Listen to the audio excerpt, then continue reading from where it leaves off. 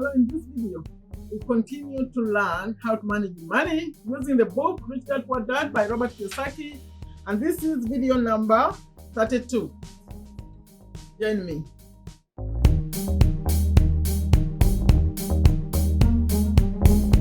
Hello, welcome to Take a Step to a Better You. We are continuing our discussion of the book Rich Dad Poor Dad by Robert Kiyosaki, video number 22. But if you are new, my name is Sherifa, Nakalema, business owner here in Virginia, USA, and I discuss on this channel YouTube tips, business tips, earning money online tips, and I do motivation also, and then books. So I'm going to share the schedule on this channel at the end. But for those of you who are new, please consider subscribing if those topics are just listed relevant to your life, especially the motivation. I just ask. Take a step to make your life better. That's my message on this channel. Please consider subscribing and sharing. And always, please, don't leave until you leave a comment. The kind of comment you leave is up to you. Whatever you feel while you are here, I call this my home. Whatever you feel is what you leave for me in the comments, so I know. And then for those of you who already accepted that this is a good message, I hope you subscribe. I welcome you again. Thank you very much. We are continuing the lesson. At the end, I'm going to share how you can get this book. Audio for free, 1 month, a physical one if you want, and also I'll share how you get to all the other videos I've finished, because this is video number 32. But let's first get to the lesson. Lesson number 32, video number 32 is lesson 5. We are starting lesson 5, and I'm going to go back a little bit to review the lessons, because this book has 6 chapters and 6 lessons. One lesson in every chapter. So we finished 4 chapters and 4 lessons. Lesson number 1 was, which was chapter number 1. This is just a review, so that even you who have been watching all these videos, let's just review. Lesson number 1 was, the rich don't work for money. That was chapter 1. Chapter 2 was, why teach financial literacy? And then number 3 was, mind your own business. Number 4, the one we just finished, was the history of taxes and the power of corporations. This is number 5. Number 5 is the rich invent money.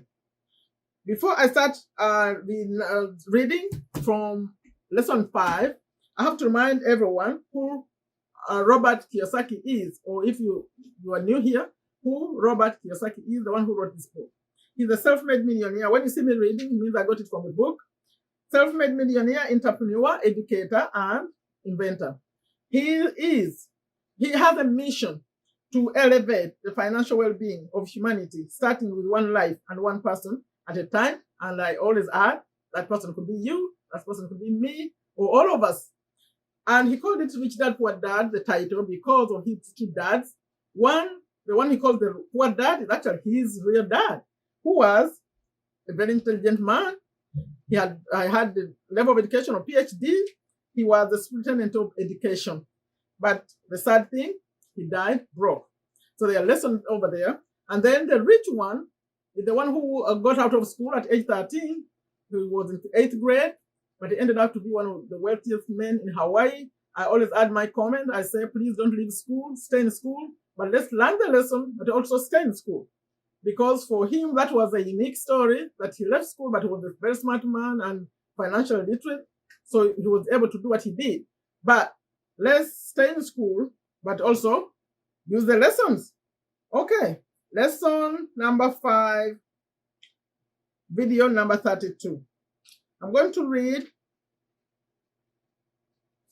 and he says, the rich, lesson number 5, the rich invent money, and has like a small subheading which says, often in the real world, it's not the smart who get ahead, but the bold, B-O-L-D, the bold. So he's writing, this is Robert Kiyosaki writing, last night, I took a break from writing and watched a TV program on the history of a young man named Alexander Graham Bell. Bell had just patented his telephone and was having growing pains because the demand for his new invention was so strong. He was watching a story that he's telling us. It was on television. And about Bell. Bell had just patented his telephone and was having growing pains because the demand for his new invention was so strong.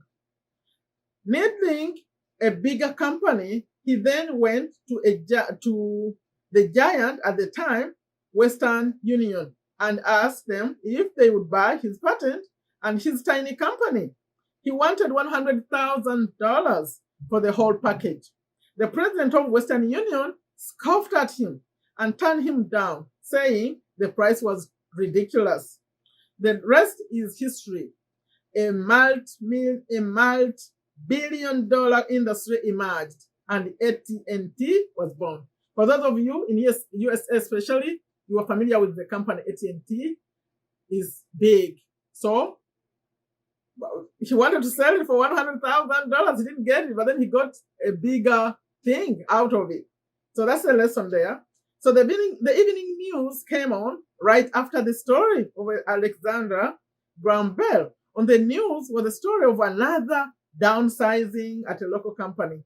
The workers were angry and complained that the company ownership was unfair. A terminated manager of about, whether he's writing about stories on TV, a terminated manager of about 45 years of age had his wife and 2 babies at the plant and was begging the guards to let him talk to the owners to ask if they would reconsider his termination. He's begging because the company is, he had just lost a job. He had just bought a house and was afraid of losing it. The camera focused in on his pleading for all the world to see. Needless to say, it held my attention. I've been teaching professionally since 1984. It has been a great experience. This is Robert writing. I've been teaching professionally since 1984. It has been a great experience and a rewarding one. It is also a disturbing profession, for I have taught thousands of individuals and I see one thing in common in all of us, myself included. We all have tremendous potential and we all are blessed, and we all are blessed with gifts. Yet, the one thing that holds all of us back to some degree is some degree of self-doubt. It is not so much the lack of technical information that holds us back, but more the lack of self-confidence. Some are more affected than others. Once we leave school, most of us know that it's not so much a matter of college degrees or good grades that count. In the real world, outside of academics, something more than just grades is required. I've had it called many things. By the way, I'm skipping some of the language he used. I've had it called many things: guts, audacity, bravado, cunning, daring, tenacity, brilliance. This factor, whatever it is labeled, ultimately decides one's future much more than school grades do. Inside each of us is one of these brave, brilliant, and daring characters. There is also the flip side of that character. People who could get out on their knees and beg if necessary. And those are the weak ones, right? The ones who are not confident.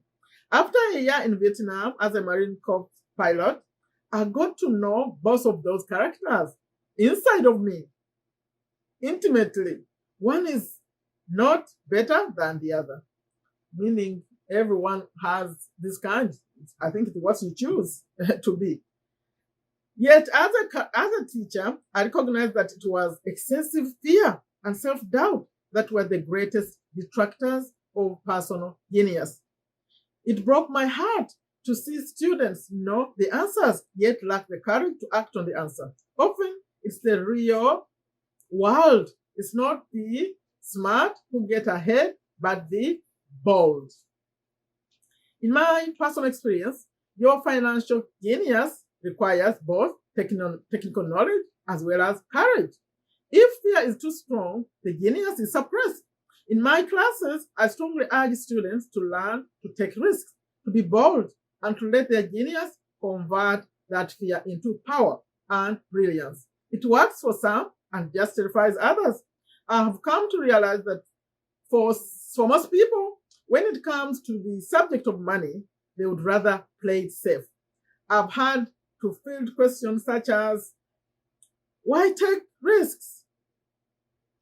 Why should I bother developing my financial IQ? Why should I become financially literate?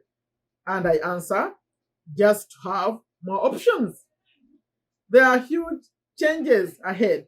In the coming years, there will be more people just like the younger inventor Alexander Graham Bell, the AT&T one. There will be 100 like Bill Gates, and hugely successful companies like Microsoft created every year all over the world. And there also will be many more bankruptcies, layoffs, and downsizing. So both go on. That's me. So why bother developing your financial IQ? No one can answer that but you. Talking to you. Yet I can tell you why I myself do it. I do it because it is the most exciting time in time to be alive. I'd rather be welcoming change than dreading change. I'm about to finish. I'd rather be excited about making millions than worrying about not getting a raise. This period we are in now is the most exciting time, unprecedented in our world history. Generations from now, people will look back at this period of time and remark at what an exciting era it must have been. It was the death of the old and birth of the new. It was full of turmoil and it was exciting. So why bother developing your financial IQ? Because if you do, you'll prosper greatly. And if you don't, this period of time will be a frightening one. It will be a time of watching some people move boldly forward while others cling to worn out life preservers. This is the end of reading of chapter 30, of video 32, but he has a note for you. Remember how he has a note? And the note is called, he subtitled it, Opportunity. And he says, the list of entrepreneurial success stories continues to grow. And names like Jobs, Zuckerberg, Bezos, and Brin are recognized around the world. Uber-like startups are the rage in the land of opportunity and a global economy. So, which means you could come up with something. You could come up with something. That's the end of video number 32 reading. I'll continue with that same topic of the read, invent money. But before I end, I always like to mention, if you want, this was video number 32, but video number 1 from the beginning all the way to 31, they're in a link, in a playlist actually. I call it this lesson from Robert Kiyosaki, and I have a link in a pinned comment. I pin a comment and it takes you to all of them. You just play one comes after the other, and it's also in a link in the description box below the video. Also at the end of this video, in the end screen, it's the same link. When you click on it, all of them will start playing one by one.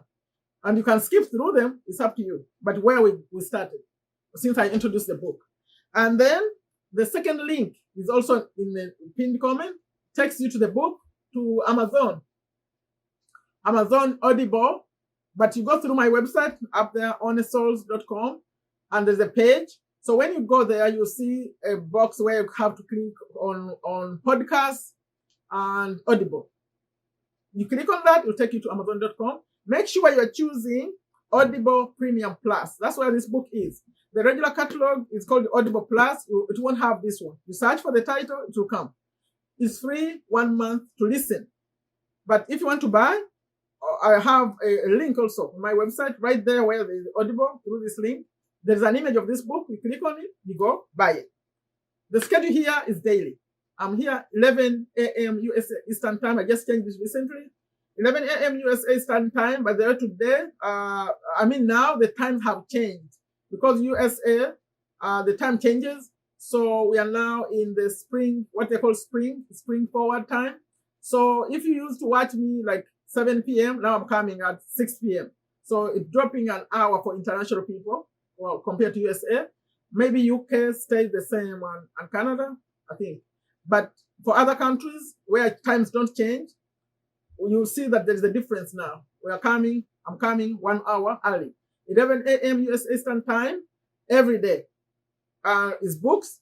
And then on Friday, I come live on that around that same time. So please come on the lives. They're fun. And then 11:30, like after the books, 11:30 on Thursdays and on Sundays. Thursdays I do YouTube tips and business tips. I choose which one to do. And then on Sunday is motivation for everyone. So please check your times. But remember, the time just dropped in USA, so we are coming earlier. We are coming earlier than before, 1 hour. And yeah, that's my schedule. Please come support this message. Support this message of empowerment, of learning these books. This is a great book. Please share the videos. It doesn't matter. Even a 16, 17-year-old can really follow what I'm saying here in this book, or get them the book. Because if they learn this at their age, believe me, if they take action, they'll never have the same struggling life again.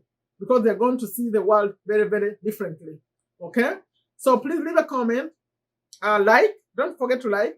Share the video. Invite more people. Let's grow this economy. Let's grow this channel. And like I always end these videos, I say, take very good care of yourself. Take very good care of your families.